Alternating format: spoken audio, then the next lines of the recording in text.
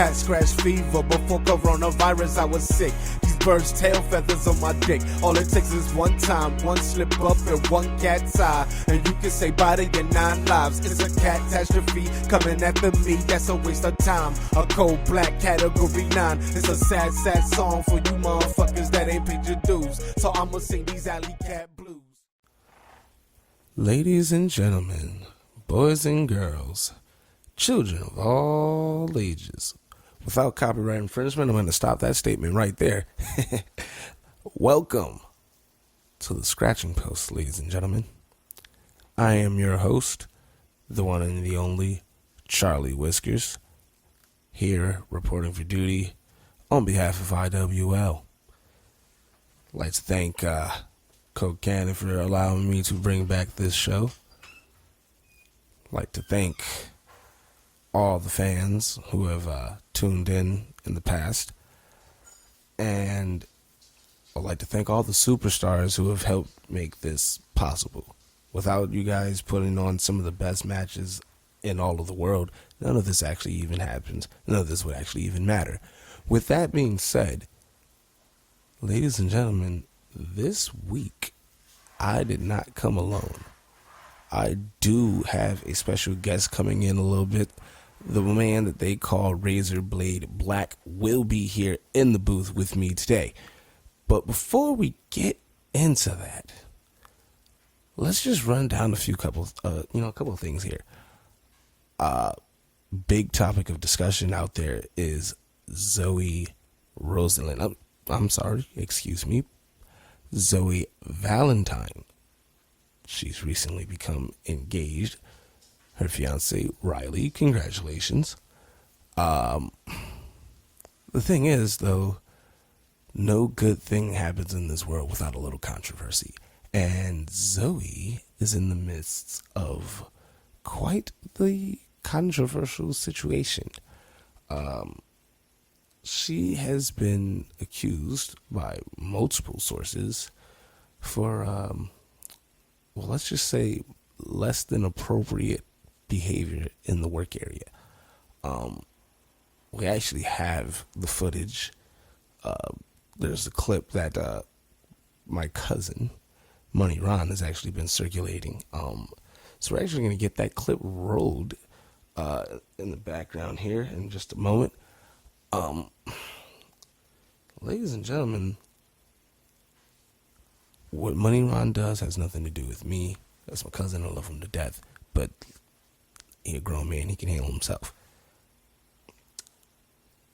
With that being said, let's address a few other things that are going on. Matt Riddle has apparently walked out on Ryot. Not sure what the story behind that is. Maybe it's, one of those management things. Maybe, just not getting along with the other superstars. I don't know. I'm not there. I've never actually been an active member of Ryot in my career, unfortunately. Won't be getting the chance to do that thanks to injuries. But he's apparently exit stage left. If ever possible, we'll try to see if we can at least get some sort of comments from Matt Riddle in the future. I'll keep everybody updated on it as best as I can. Coke Cannon is apparently scheduled to be getting back in the ring. As far as I know, he's scheduled to be getting back in the ring. And it looks like he has a target. And his target is the A-Show, Jamal Ortiz, who, the last time we saw him, he came out of nowhere attacking Cassidy Carnage. Interesting choice of people to attack. We'll look to get a comment on that at some point from him as to, maybe why that's happening.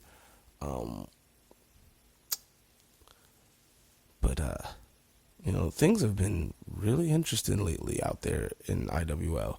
Clash of Shows is just around the corner. I mean, literally just around the corner. And I don't know about the rest of you guys, but I personally am very excited to see all the action that happens. I mean, we've got some of the best superstars on, the top brands in all of sports entertainment going head to head with each other in a battle of brand supremacy like no other.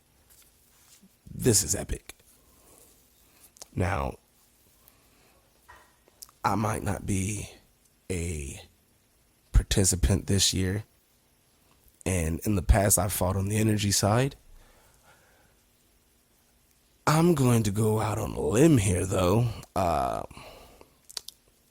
Who do I see as the top contenders? Or rather, who do I see as the brand that will come out on top? I've had the privilege of being an energy competitor throughout the majority of my career, held most of my championships, well, pretty much all of my championships on energy. But prior to my injury, I got the chance to fight on Danger Zone.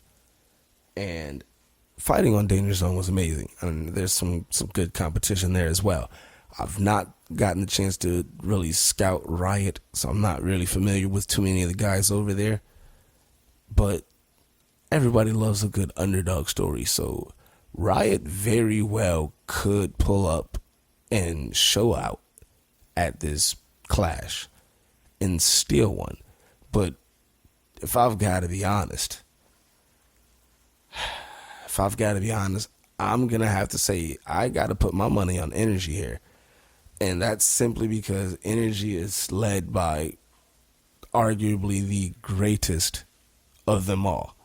Arguably the number one superstar in all of IWL and all of sports entertainment at this point in time. And that's my former tag team partner and a 4-time tag team champion in his own right, JJ the Great. And that's just mentioning his tag team titles. We're not going to get into all the other belts that man has. I mean, I've seen the trophy case. It's ridiculous. But speaking of friends of mine, people that I've been around in my career, we're going to go on ahead and we're going to bring in the man that they call Razor Blade Black. So if you guys would kindly just open up that door and let my man Razor walk on in here and, get him, that's exactly, get him nice and situated there. One for the money, yeah. I'm a paper chaser, 2 for the show. Showing off when you fucking haters. 3's for the best believe that I'm fucking greater. 4's for the niggas getting cut up by the fucking razor. 1 for the money, yeah. I'm a paper chaser, 2 for the show. Showing off when you fucking haters. 3's for the best believe that I'm fucking greater. 4's for the niggas getting cut up by the fucking razor. I ain't merging with traffic. It's head-on collisions for you bastards. Hope you got your skills on the sticks mastered. Gotta pay for the game. This ain't a freestyle. God got your soul, but your life belong to me now. I'm on my bullshit. Shot-town weapon, razor on point. Sharp as the roof sword with my weapon. Stepping to any contender or silly pretender. Can't tell me nothing, man. Fuck your agenda. The only lesson learned, play with fire, get burned. It's really not my concern if you get hurt now. It's probably what you deserve. You violate on my turf. Handle business like a firm. Yeah, pull up a chair, man. Yeah. Get him on in here. If he needs a water or anything, man, we've got waters. We've got a couple beers. We've got a lot of stuff in here, man. Make yourself comfortable, bro. So, ladies and gentlemen, allow me to formally introduce to you the man they call Razor Blade Black. What up, Whiskers? How you doing, Blade? How you doing? Not even gonna waste too much time. We're gonna get right into this one. So, just recently, you had a matchup, and I hate to be the guy that pours salt in the open wound, but that's what we're here for on the Scratching Post. We're here to talk about everything big that's going on in IWL, and one of the biggest things right now is the fact that you had a match recently against arguably someone who's kind of essentially become your biggest arch rival in all of IWL, Reign Omega. And you guys battled for the Intercontinental Championship. That match Blade, did not go your way.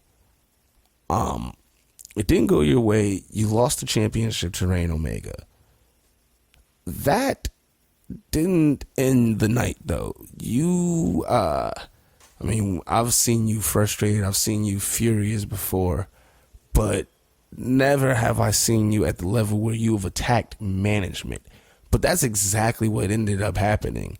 You ended up going into the back before the end of the show, and we saw some rather extreme photos and footage of you just, wailing on General Manager Raven Crow. And Blade, I gotta ask, first and foremost, what was going through your mind, with the whole match with Reign Omega? Where do you stand on that? Because it almost seems, like you kind of snubbed him on the handshake after the match, and that's not very characteristic of you.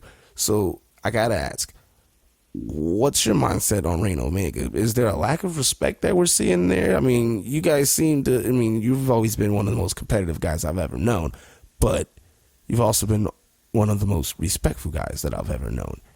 And it's not like you to have a competitive match of that magnitude and to be bested, but then, in my opinion, to show what most people would consider a lack of character, so to speak. You didn't shake the man's hand, and believe me, I get it more than anybody. Sometimes after a really hard fought match, and if it doesn't go your way, you don't really feel like being friendly with people right at that moment. But it seems like there was a lot more going on in your head. So, gotta ask, what was going on in your head in terms of how you stand with Reign Omega? If you don't mind me asking, that is.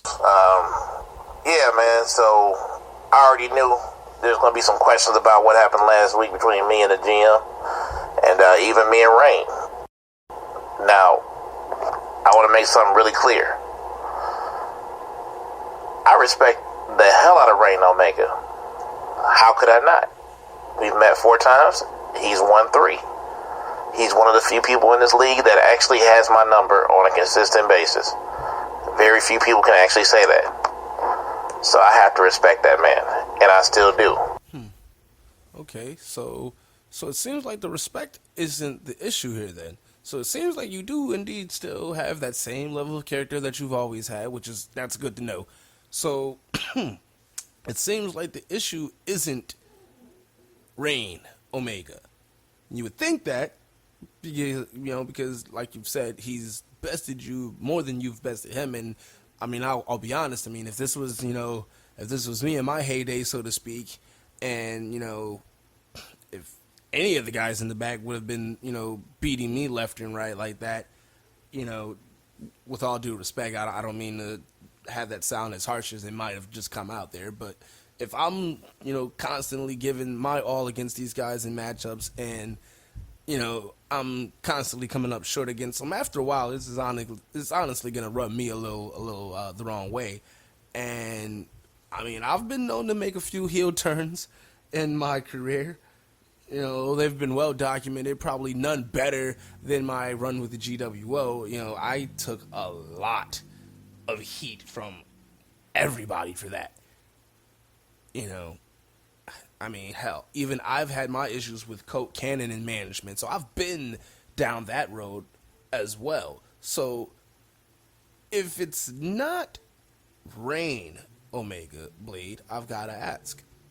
It's not Reign, so it seems like it has to be something deeper than that.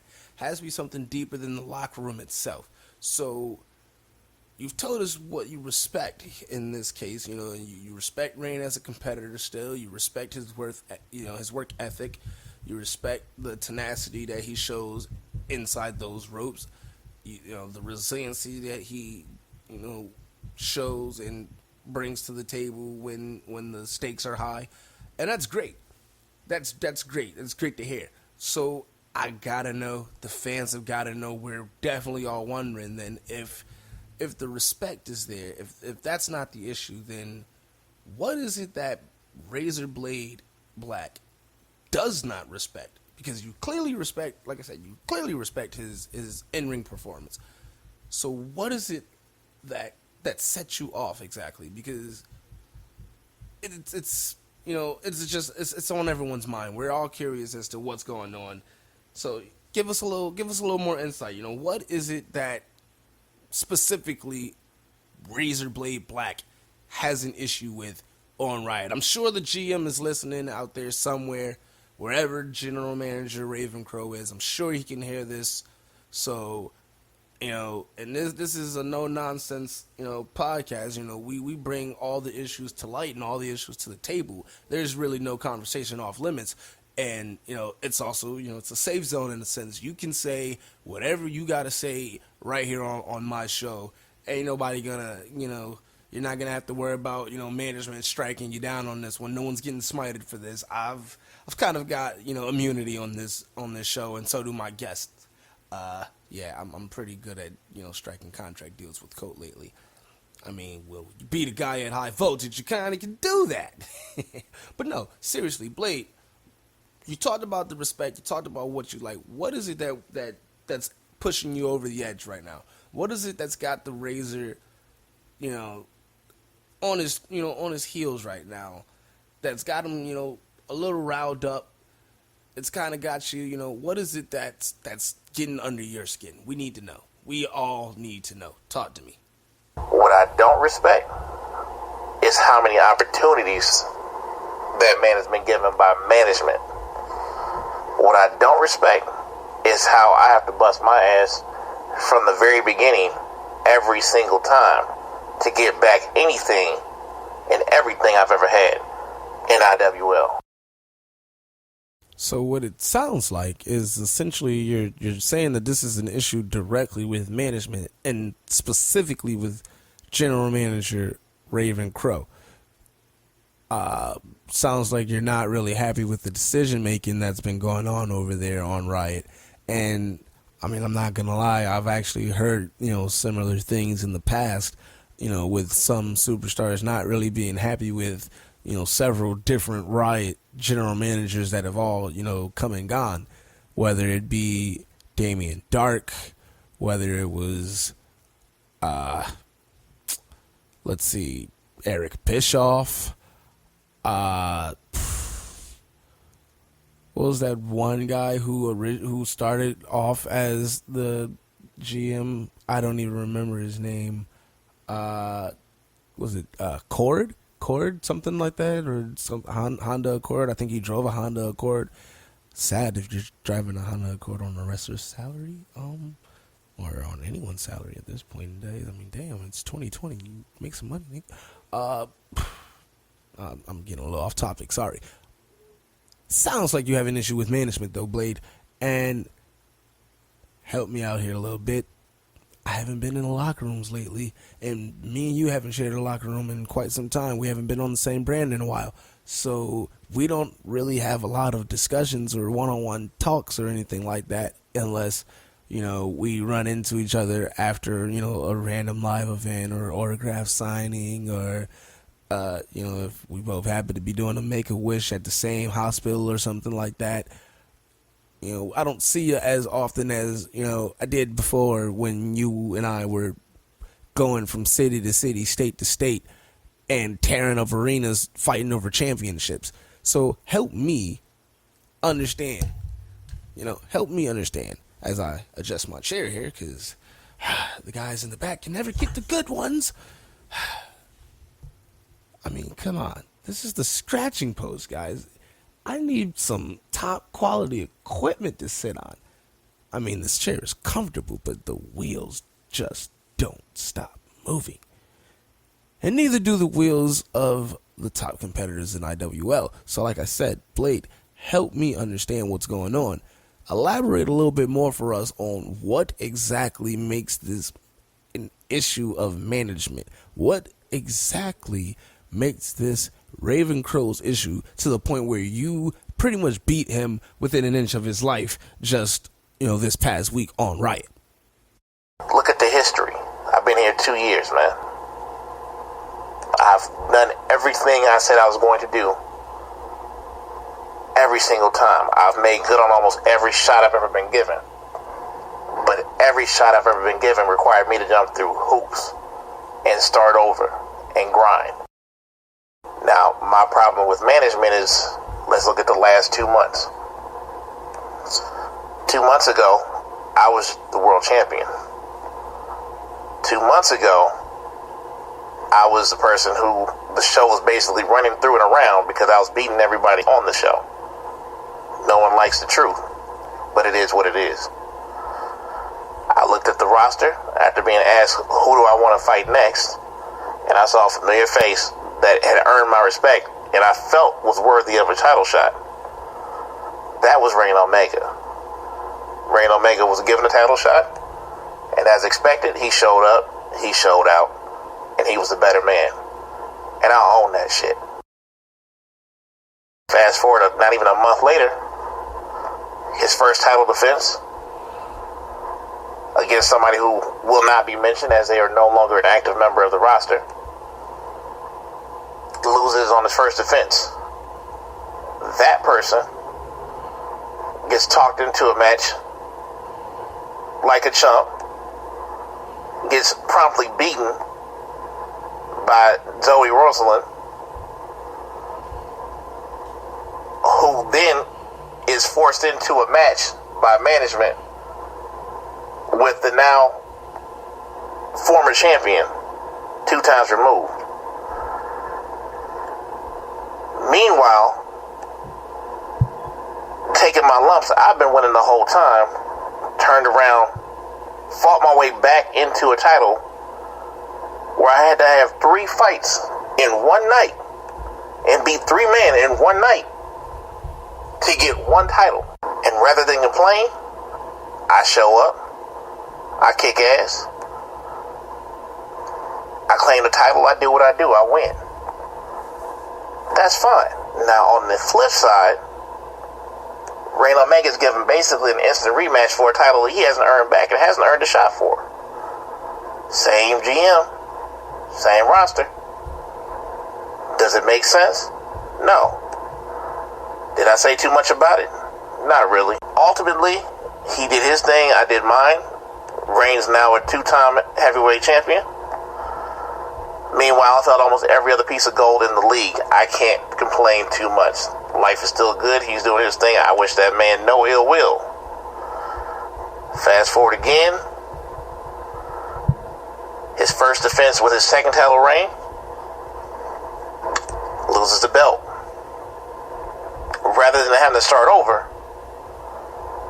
like other people do, like I did, like I do seemingly every time, what happens? This man is given a title shot for not just any title, but my damn title. My Intercontinental title that I busted my ass to not only win, but defend on multiple occasions. As usual, we have the fight of a lifetime. Unfortunately, again, I come up short. Now, don't get me wrong. Reign is a worthy competitor. But was he ready or worthy of a title shot at that point? Hell no.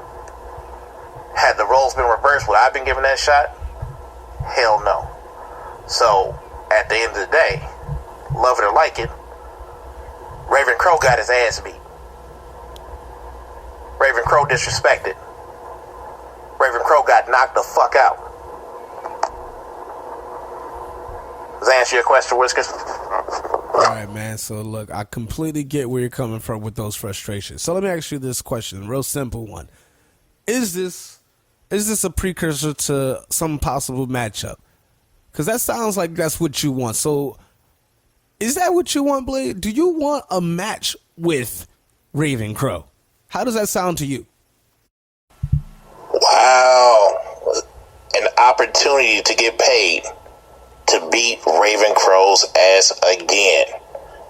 Would I like to get paid to beat Raven Crow's ass again? To beat the brakes off a Gary Coleman looking ass, Webster looking ass, no good, low life, piece of shit like Raven Crow yet again? Yes, absolutely yes. I do it for free, but I do it even better if you pay me. So yes, let's make that shit happen. And let's just say, hypothetically, if we were to be able to get this to go down, when is a good time that you would want to see this happen? You know, how soon or how delayed would you like to see this kind of this matchup happen? And I mean, what kind of match would you like for it to be? Because I mean, I know your specialty is Extreme Rules. I know you love the death match, but I mean, this seems a little bit more personal. So let us know. I mean, if Blade Black could choose the venue and stipulation for a matchup one-on-one, uninterrupted by anyone,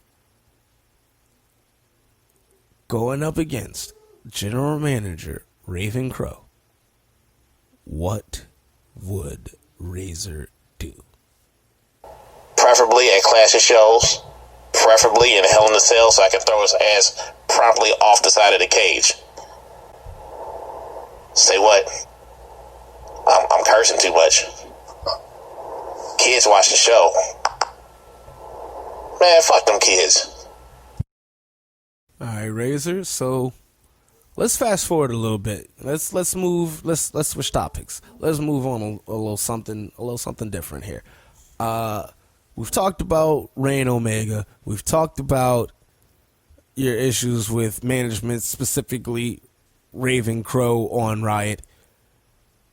Let's talk about something a little bit more personal, if you don't mind. I know you're a very secluded man when it comes to your personal life, and that's one of the things I've always respected about you. You keep your personal business exactly that. It's personal, it's private.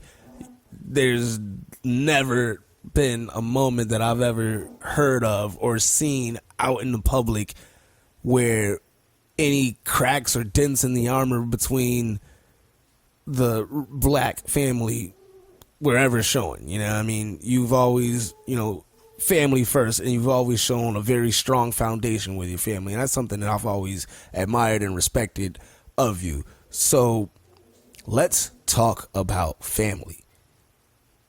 I know you're a family man. I know you're married. I know you have a young daughter at home that watches and emulates her father a lot, studies a lot of your tape, and studies a lot of your moves. And from what I've heard, wants to start training as early as she possibly can, and is looking to one day be the next big IWL female superstar.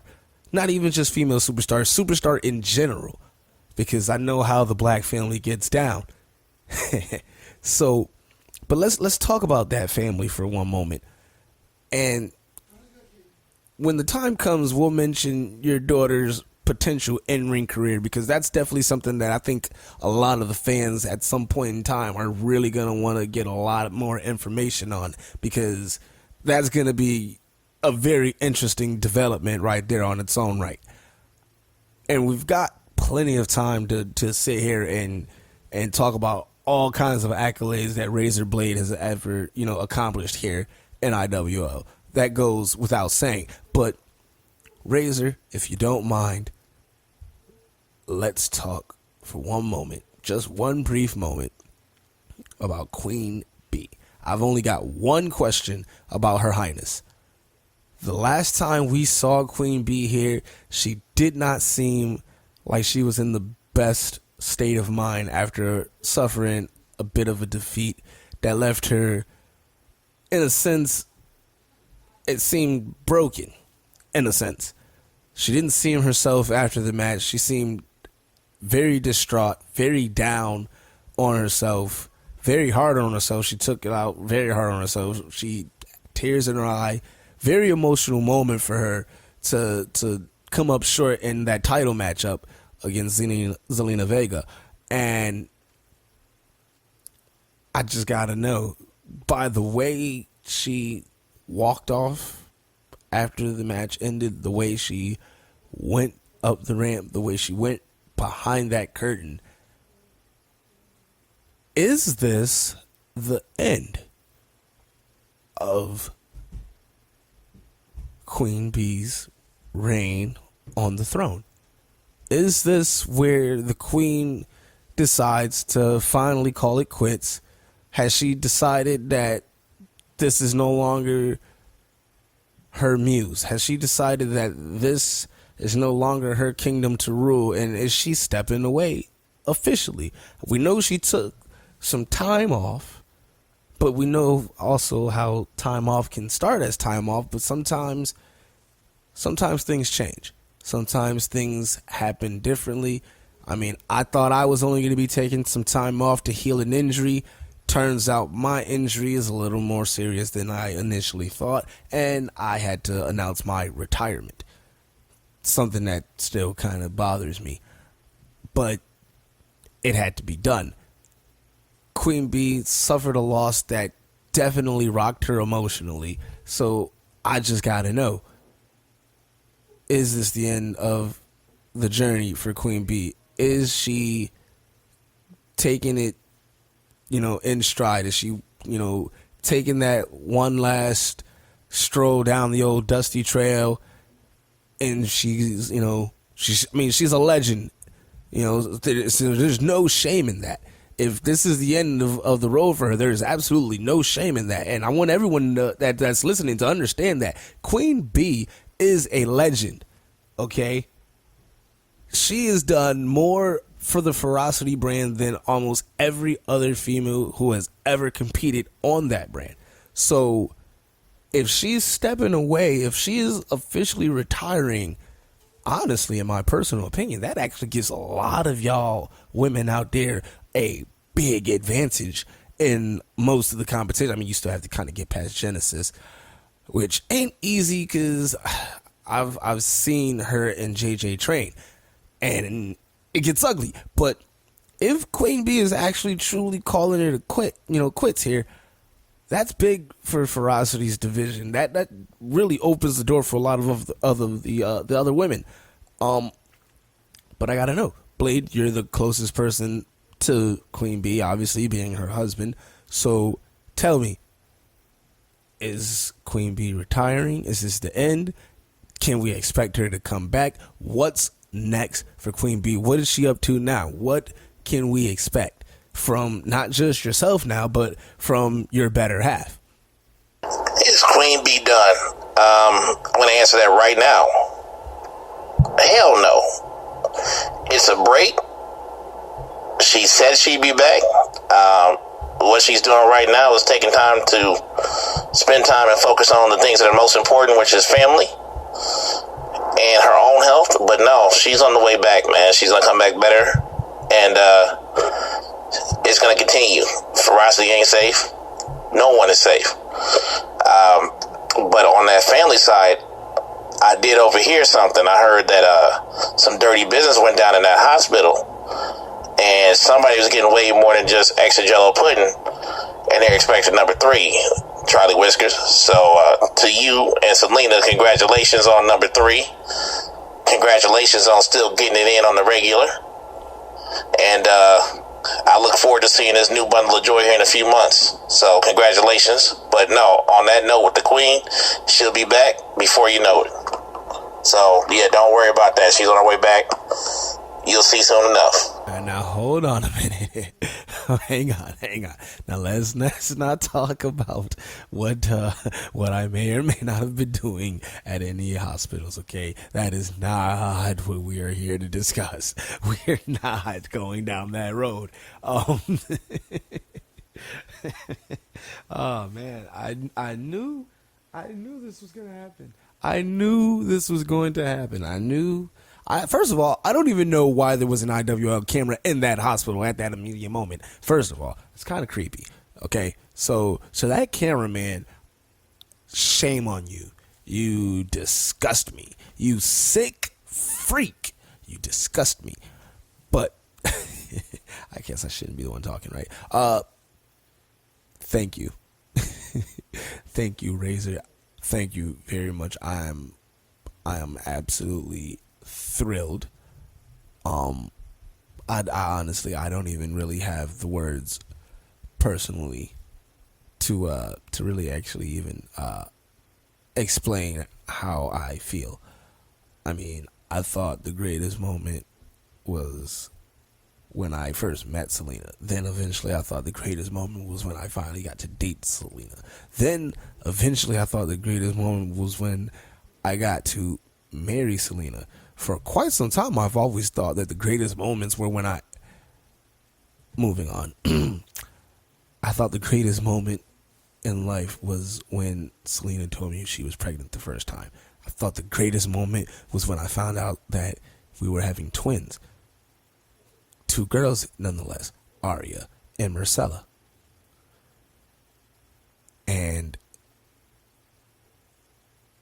the thing about all of that is that every time I've thought that it was the greatest moment of my life, seems like my wife Selena just keeps on proving me wrong.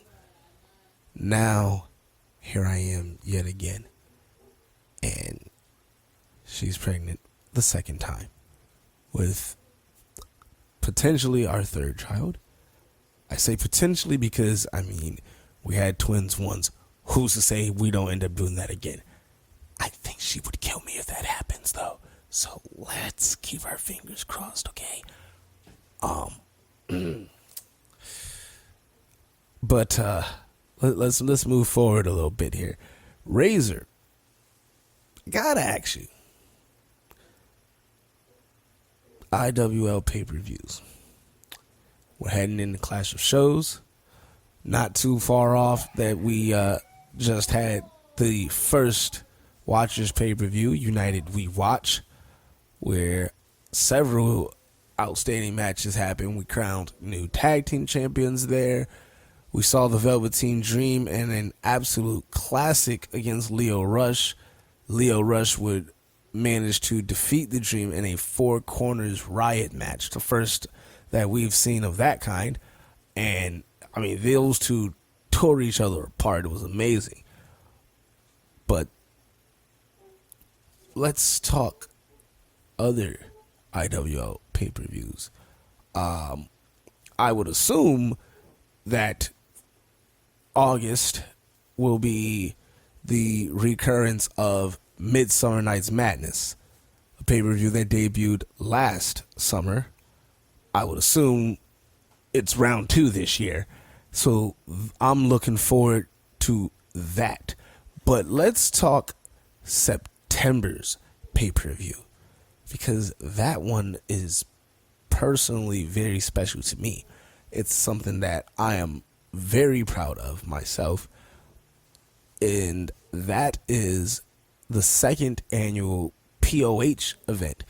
Now, for those who have not been around as long as the rest of us here in IWL, and you might be wondering, well, what in the hell is a POH? What does that stand for? I'm going to tell you. And for those of you who like to make your little side comments about what it stands for, your little jokes and whatnot, well, you guys were probably some of the ones that we stomped out, so I understand why you cracked those jokes. I would probably say or do worse if I were you guys too, so it's understandable. It will not be forgiven, but it's understandable.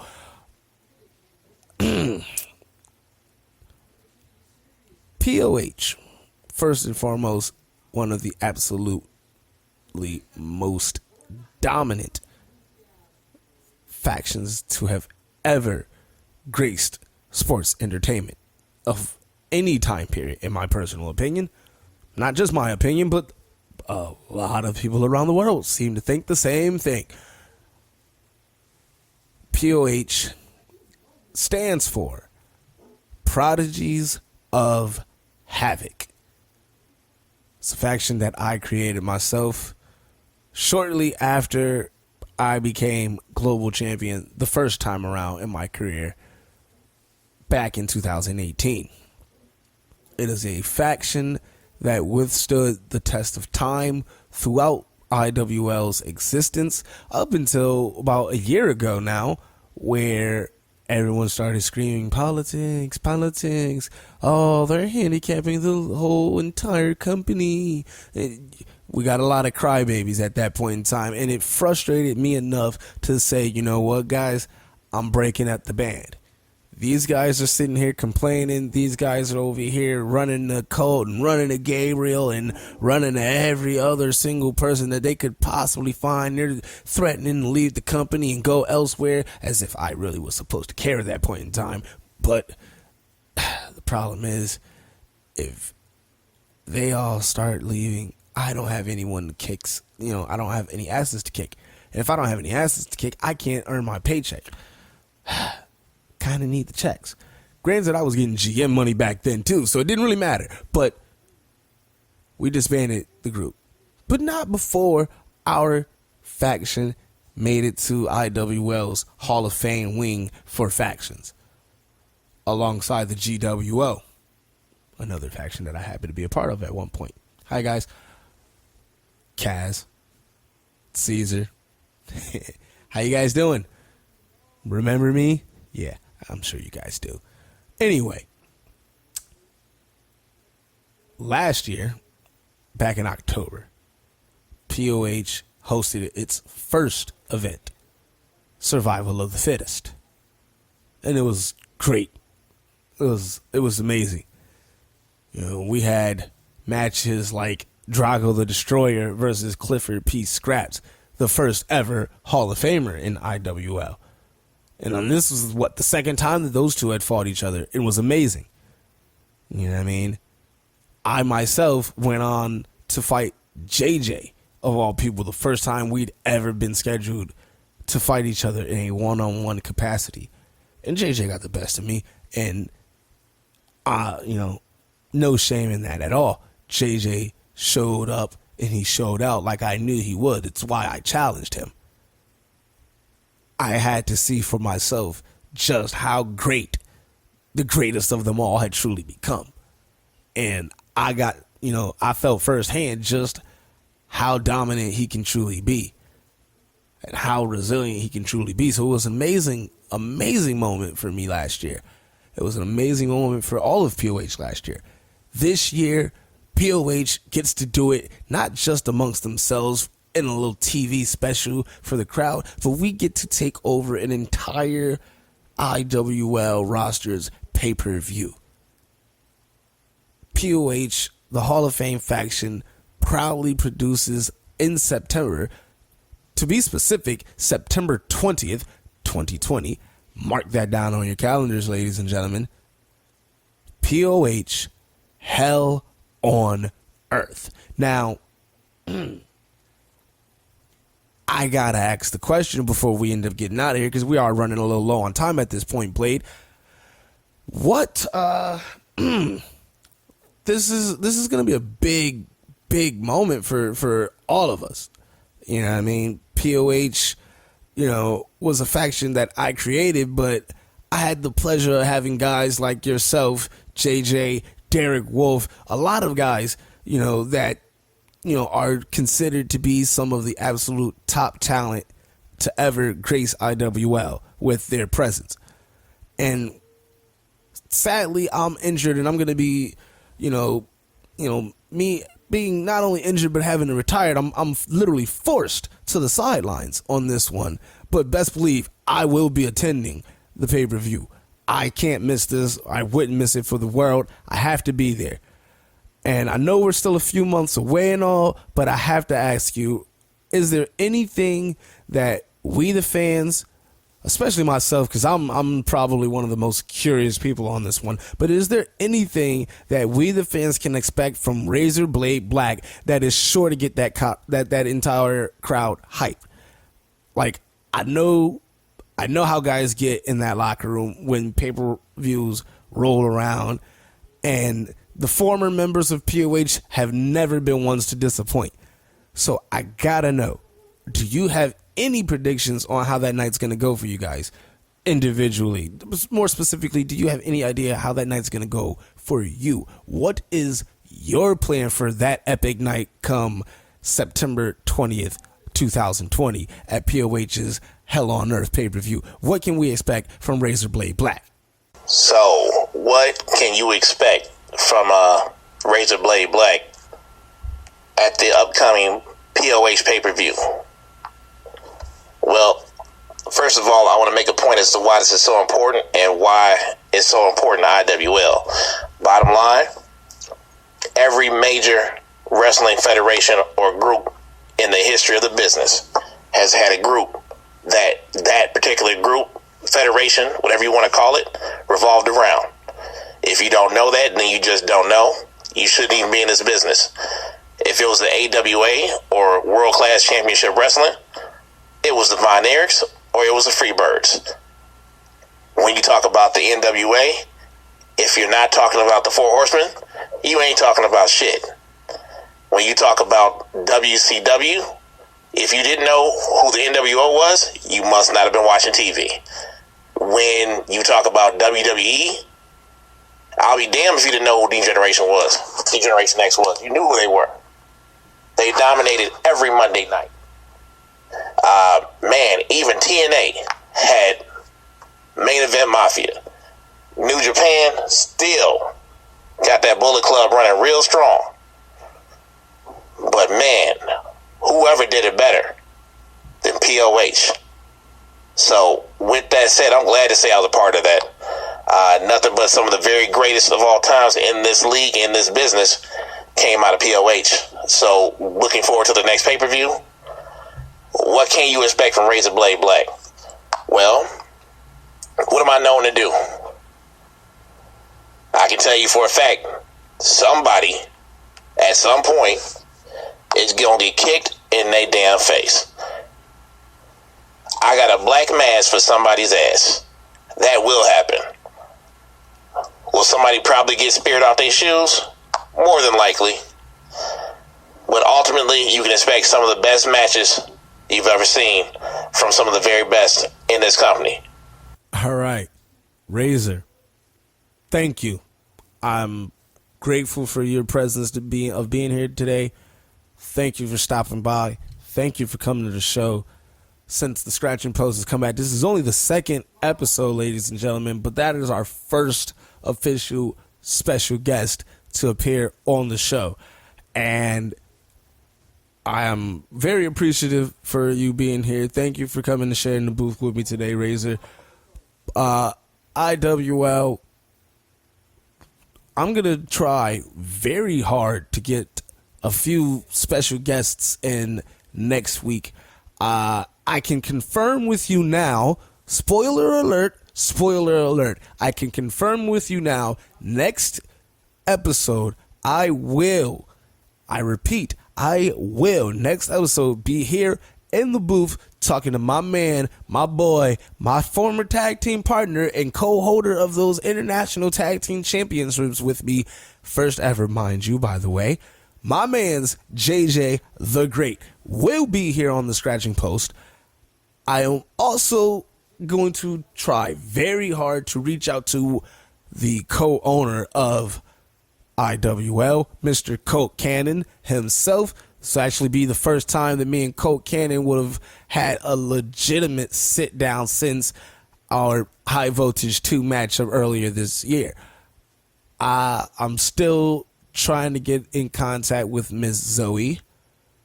Zoe, if you're listening, would love to have you on the show. I'm sure there's a lot that you would like to get off your chest. I'm sure there's a lot you would like to have clarified, publicly clarified for the record officially.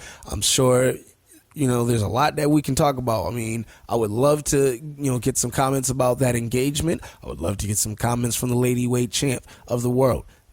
Zoe, contact your boy Whiskers. You got the number. I know you have my number because everybody has my number in the management field at this point. And, I mean, come on.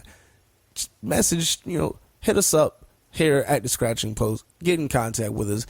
Colt, Zoe, JJ. I'm hoping to get all three of them in here at some point next episode.